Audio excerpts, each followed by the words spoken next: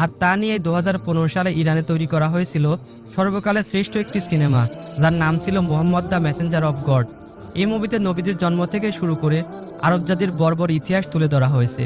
পাশাপাশি নবীদের জন্মের সময় আল্লাহর গড় মুসলিম উম্মার প্রাণকেন্দ্র পবিত্র কাবা শরীফকে যখন শত্রুরা ধ্বংস করতে এসেছিল, তখন আল্লাহ পাক তার প্রতি বিশ্বাসীদের জন্য নিদর্শন হিসাবে কিভাবে শত্রুদের প্রতিহত করে পবিত্র কাবাঘরকে রক্ষা করেছিল সে ঘটনা তুলে ধরা হয়েছে। তবে শুরু করার আগেই বলে রাখি, মুভিতে কোথাও নবীদের চেহারা মোবারক দেখানো হয়নি, তাই কোনো দ্বিধা ছাড়াই পুরো ভিডিওটি শেষ পর্যন্ত দেখুন।